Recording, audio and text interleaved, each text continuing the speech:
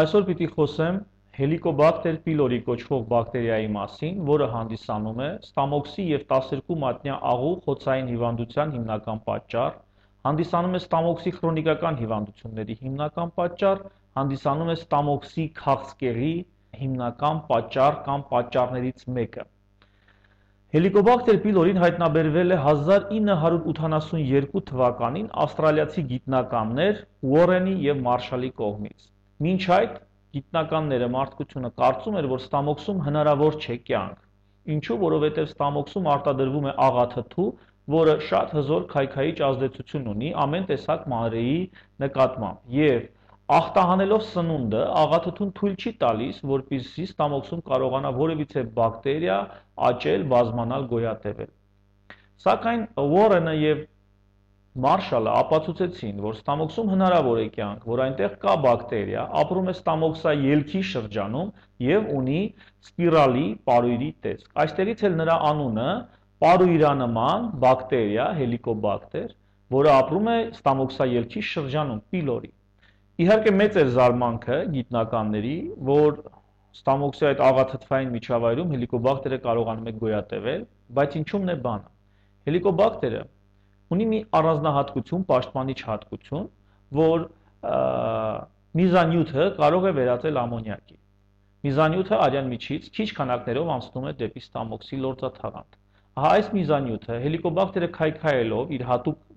ֆերմենտի կողմից, որ ինքը արտադրում է, կոչվում է ուրեազա։ Քայքայելով միզանյութը առաջացնում է ամոնիակ և ածխաթթու գազ։ Ածխաթթու գազը, բոլորս էլ գիտենք, դա այն գազն է, որ արտաշնչում ենք, իսկ ամոնիակը դա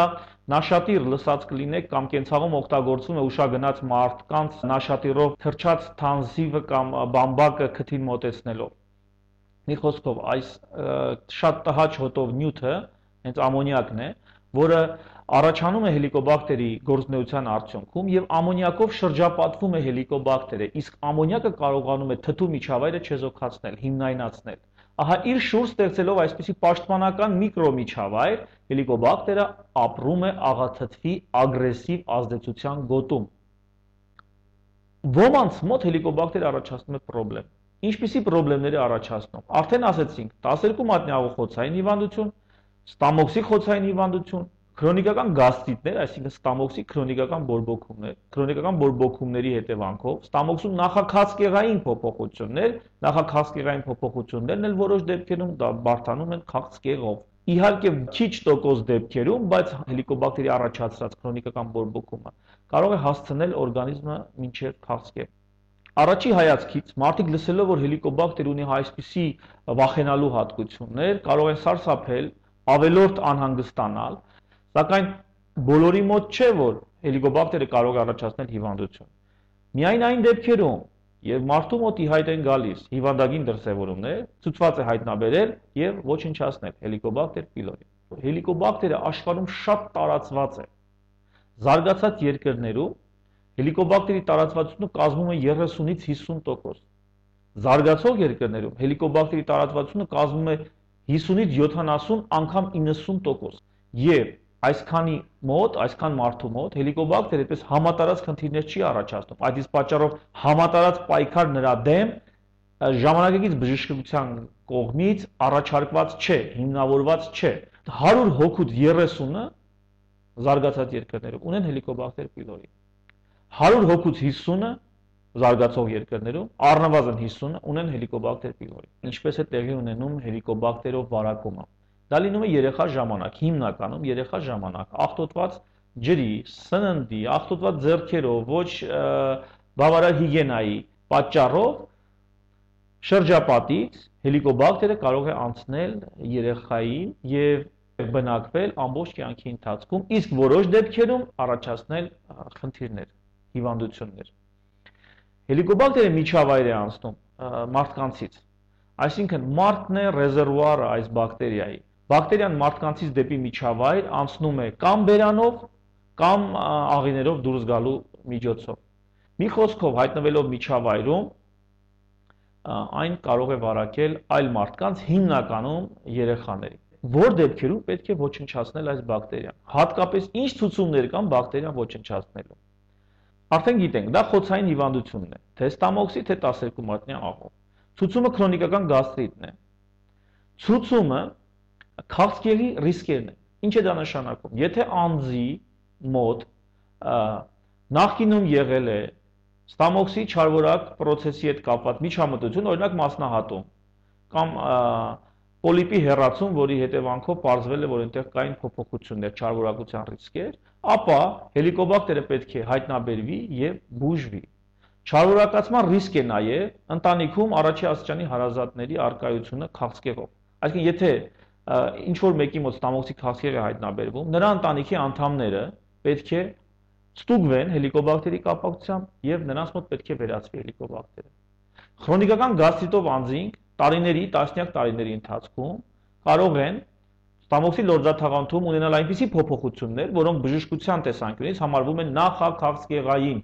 Ահա այս նախաքաղցկեղային հիվանդությունների դեպքում, հատկապես նրանց որոշակի աստիճան արտահայտվածության դեպքում, պետք է ստուգել հելիկոբակտերի առկայությունը եւ եթե այն կա, պետք է վերացնել։ Չարորակացման ռիսկ է նաեւ պացիենտի, այսինքն այնքան էլ ռիսկ չէ, բայց ցուցում է նաեւ, եթե պացիենտի մոտ կա վաղ քաղցկեղի նկատմամբ։ Եթե պացիենտը խիստ վախենում է եւ այսպես ֆիքսվել այն մտքի վրա, որ իր մոտ կարող է ստամոքսի քաղցկեղ առաջանալ կամ ինչ-որ խնդիրներ առաջանալ այդ պատճառով, ուրեմն ցուցված է նման պացիենտի վախերը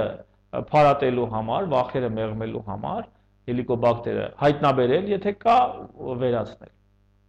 Այլ ցուցումներ հելիկոբակտերի վերացման համար։ Այլ ցուցումներից են ոչ ստերոիդային հակաբորբոքիչ դեղորայքների եւ ասպիրինի երկարաժամկետ օգտագործումը։ Եթե պլանավորվում է պացիենտին նշանակել ասպիրին երկար ժամանակով, դա հիմնականում սիրտ-անոթային հիվանդներն են, նյարդաբանական հիվանդներ են։ Եթե պլանավորվում է նման միջամտություն, ապա պետք է հայտնաբերվի հելիկոբակտերը, եթե կա վերացվի։ Եթե արդեն մարդը ստանում է ասպիրին, թեկուզ ցածր դոզաներով երկար ժամանակով, ապա սա այնքան էլ արդյունավետ չի կանխի հետագա արյունահոսությունները եւ խոցերի առաջացումը, բայց այնուամենայնիվ հելիկոբակտեր պիլորին եւ ասպիրինը կամ ոչ ստերոիդային հակաբորբոքիչ դեղորայքները առանձին վերցրած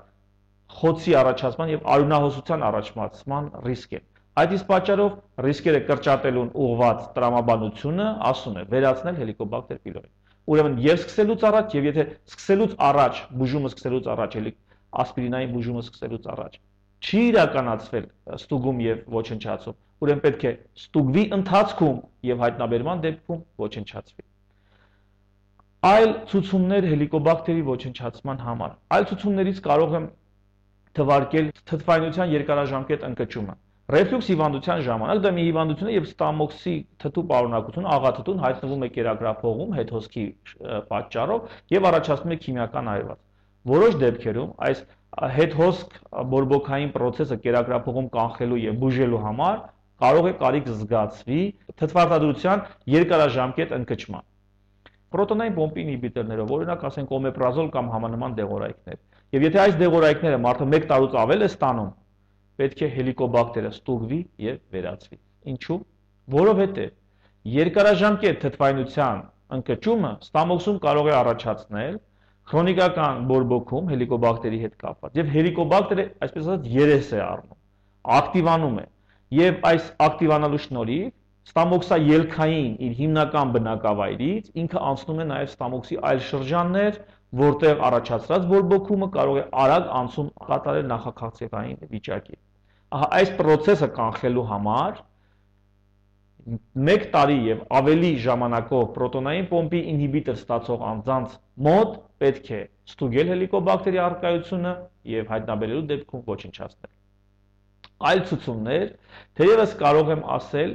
ոչ մարսողական հիվանդություններ, մի քանի որոնց դեպքում հելիկոբակտերը կարող է լինել պատճառական գործոն կամ նպաստող գործոն։ Դա չպատճառաբանված երկաթ դեֆիցիտային անեմիան է։ Այսինքն արյան տոկոսի ցածր լինելը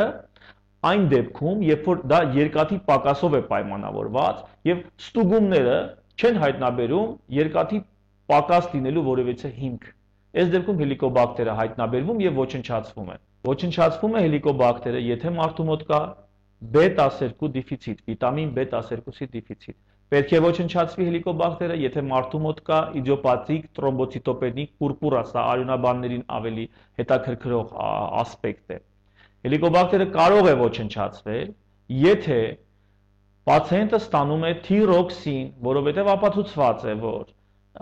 վահանագեղձի այս հորմոնը ավելի լավ է, հաբերը ավելի լավ են ներծծվում օրգանիզմում, եթե հելիկոբակտերը ոչնչացված է։ Նաև ապացուցված է, որ եթե պացիենտը ստանում է L-դոպա, լևոդոպա, սա նյարդաբաններին արդեն կհետաքրքրի, եւ հելիկոբակտերը ոչնչացվում է, L-դոպայի յուրացում օրգանիզմի կողմից դառնում է ավելի լավ, ավելի արդյունավետ։